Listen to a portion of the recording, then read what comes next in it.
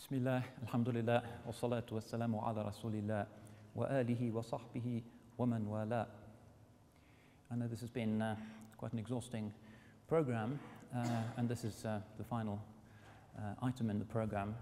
But since the Imam this morning at Fajr was reciting those extraordinary verses about the Ahl al-Kitab, I thought that I'd accede to the request that I've had from one or two of you and offer some general thoughts about the da'wah program in the current 21st century environment, and particularly da'wah in the context of Ahl al-Kitab.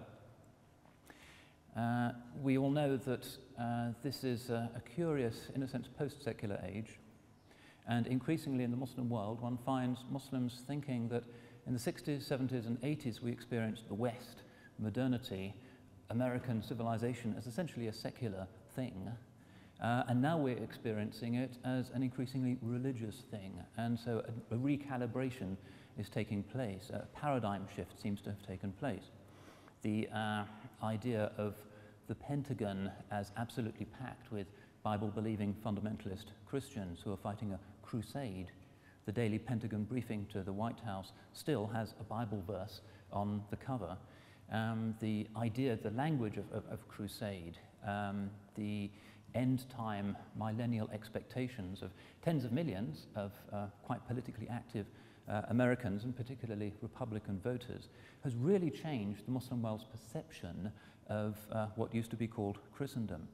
And increasingly Muslim societies are perceiving the West as having not just economic and political designs on their territories, but also a kind of military adventurism that seems to be linked to a type of right-wing evangelical empire building. And so we find that increasingly into Muslim languages you're getting translations of books such as Chris Hedges' book American Fascists, or for instance several books that all have the title American Theocracy. Fred Zimmerman has the best known of those books. There's also somebody called Kevin Phillips, who has a book called American Theocracy that documents this religionizing and this radical Christianizing of the political and military elite of what is now the world's dominant civilization. So in this situation where we feel that we're on the defensive against this new imperium, as Muslims perceive it, we need to have a sense of what our appropriate response should be. And a lot of the da'wah language that was appropriate 20, 30 years ago seems to be a little bit out of date.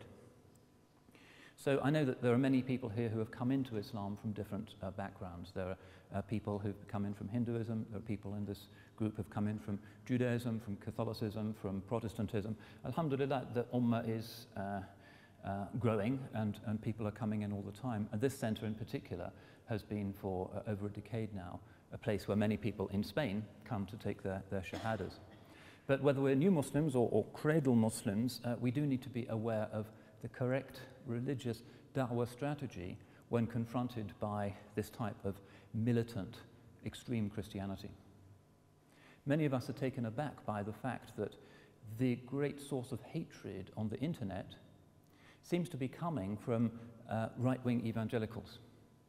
And in our history, the only comparable experience of that sort of passionate hatred that we've had in the last 100 years has been, say, the communist polemic against Islam. Muslims living under the Soviet Empire experienced a similar kind of lava of fanatical hatred against Islam and its founder and its book. And that seems to be replicated now only by this type of religionist in the West. That again is something that is forcing us to reconsider our views, because historically as Muslims our perception of the Ahl al-Kitab is shaped by the Quranic verses that we heard this morning, which are respectful. Ahl al-Kitab is essentially a respectful category. And we know that لَيْسُوا سَوَاء مِنْ أَهْلِ الْكِتَابِ أُمَّةٌ قَائِمَةٌ يَتْلُونَ آيَاتِ اللَّهِ. They are not all the same. Of the Ahl al-Kitab there is an upright community who recite God's verses night and day. And there are categories of the Ahl al-Kitab, particularly of the Christian Ahl al-Kitab, who we've always respected.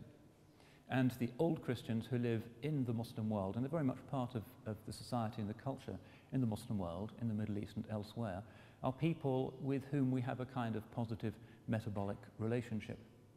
But this new mood is something that has surprised many of us, and we need to figure out what is the correct response. One way of looking at it, in fact the central Quranic way, is to remember that Allah subhanahu wa ta'ala has said, Kataba ala nafsihi ar-rahma. He has prescribed mercy upon himself. This is the watchword of Islam. Allah is Arhamar Rahimin, the most merciful of those who show mercy. And within this category of rahmah that hardly translates into a language, into a word in a European language, we find all of those warm senses of love, of affection, of self-giving, of hospitality, of compassion. All of that is part of Allah's rahmah. So the basic principle has to be, when confronted by this incredible religiously motivated adventurism, is to remember the principle of rahmah. And to remember, as a result, that the Quran says, idfa' billati hiya ahsan. Repel something evil with something that is better. Don't just replicate the hatred. If somebody is hurling curses at you from some town in the Bible Belt on the discussion group, don't reciprocate by using the same kind of obscene language, because Allah subhanahu wa ta'ala has forbidden that. Idfa' billati hiya ahsan. Repel the evil with what is better. فَإِذَا الَّذِي بَيْنَكَ وَبَيْنَهُ عَدَاوَةٌ كَأَنَّهُ وَلِيٌّ حَمِيمٌ. And then the one, as the Quran says, between whom you and him was enmity will become like a warm friend. And that is part of the secret of prophecy and part of the secret of wilaya, that we respond with something better. Not a kind of passive, indifferent inactivity. There has to be a response, and it has to be a strong response that defends truth and is uncompromising in its upholding of truth. But this kind of furious language that one sees some Muslims now using in response to this hatred that's directed against us is something that we have to avoid. We have to be on the upper moral ground here. Another thing that we need to remember, it seems to me, is that when one is dealing with people who are in the grip of this kind of far-right evangelical militancy, that they are human beings like oneself, and that, like all human beings, they tend to spend their lives justifying to themselves and their others their own persuasions.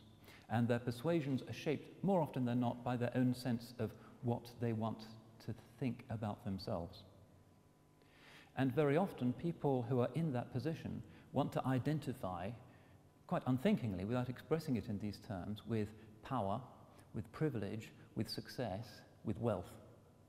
And so the identification of the Washington political elite with a certain type of crusading Christianity, psychologically attractive for very many people. There is this prosperity gospel. America is rich because it believes in Jesus. And one needs to counteract that by referring to a principle that is not just an Islamic principle, but is there at the founding moment of all of the great world religions, even the non-monotheistic world religions, which is that Allah subhanahu wa ta'ala is with the weak and the despised and the poor and the outcast. He can be with the privileged as well. They have a shot at salvation as well, but generally he has a preferential option for those who are despised by the power elite in any given time and place. Earlier in Sheikh Yahya's class, we heard this beautiful hadith. أَنَا عِنْدَ الْمُنْكَسِرَةِ قُلُوبُهُمْ. God himself says, I am with the broken-hearted. And the earliest verses, some of the most salient teachings of the Holy Quran are that this is the message to uplift and to console those who are weak and those who are despised.